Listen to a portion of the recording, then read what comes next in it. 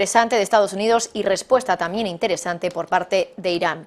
Y ahora vamos a dejar de lado, más o menos, la geopolítica, porque ya saben que al final todo está relacionado con la economía y también lo está la geopolítica y esos intentos también, ya saben, de que desde la OTAN los países miembros sigan aumentando ese gasto en defensa.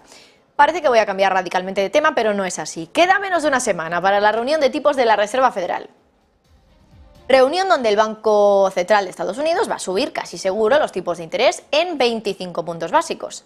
Y ya saben que, bueno, si la Reserva Federal sube los tipos, las rentabilidades de los bonos de Estados Unidos suben para poder seguir siendo competitivas, básicamente, seguir ofreciendo una rentabilidad atractiva, que los inversores sigan apostando y comprando esos bonos, y eso implica que el gobierno también va a tener que pagar más en intereses. Al final, si la rentabilidad le sube a los inversores, a los emisores les suben los costes. Una cosa evidente.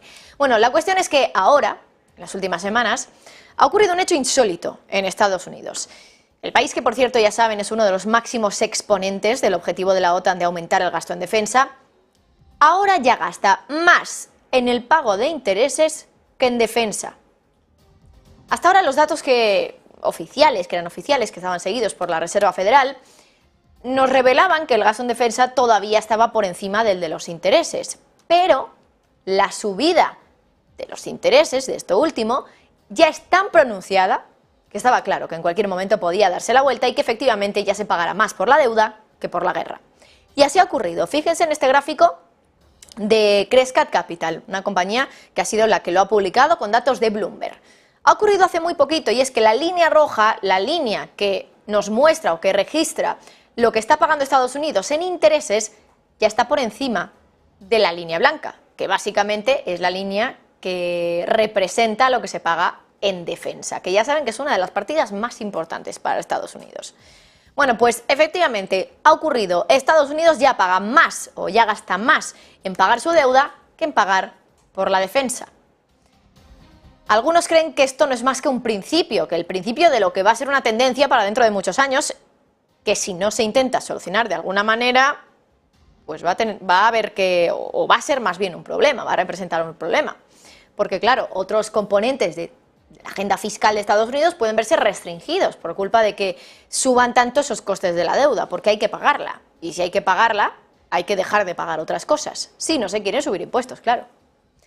Pero ¿por qué sigue subiendo ese ritmo, o a ese ritmo más bien, ese pago de intereses? Bueno, en primer lugar, lo hemos comentado al principio, hablábamos de la Reserva Federal, y es que la subida de tipos de interés tiene mucho que ver. Simplemente por el hecho de que suben los tipos, suben las rentabilidades en el mercado secundario de los bonos, de las letras, y también lo hacen en el mercado primario, porque no tiene ningún sentido que esté Estados Unidos emitiendo una deuda al 3% cuando en el mercado secundario está al 5%.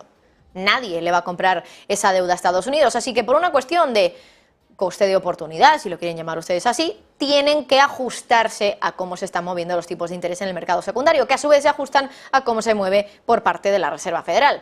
Pero también hay otro motivo, no es solo que los tipos de interés suban, sin más. Y es que alguien tiene que pagar lo que cuesta la partida de la defensa, y más si cada vez queremos gastar más en defensa, porque la OTAN así lo dice, que el 2% no tiene que ser el 2% de PIB un techo, sino que tiene que ser un suelo.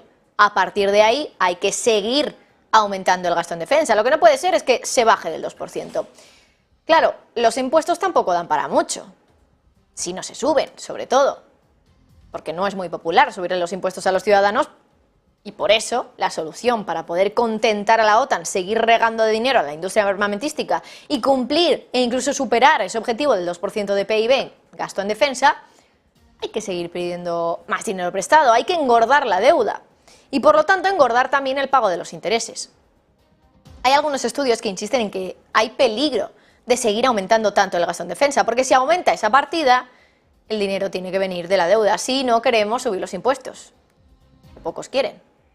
De hecho, desde el punto de vista de Cato Institute, un instituto de investigación, ellos llegaban a la conclusión en uno de sus informes que, bueno, Estados Unidos debía dejar de defender al resto del mundo, y esto lo decía literalmente, porque no puede sostener ya esa política de una guerra eterna, una guerra sin fin.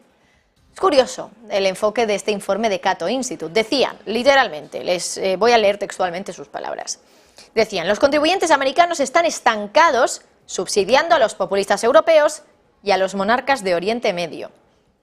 ¿A qué se refiere? Bueno, pues porque al final son los propios estadounidenses en última instancia los que están pagando por ello, porque no se están subiendo impuestos para poder pagar el aumento de los gastos, lo que están haciendo es aumentar la deuda, lo que hace que aumente el pago de los intereses. Alguien lo tiene que pagar.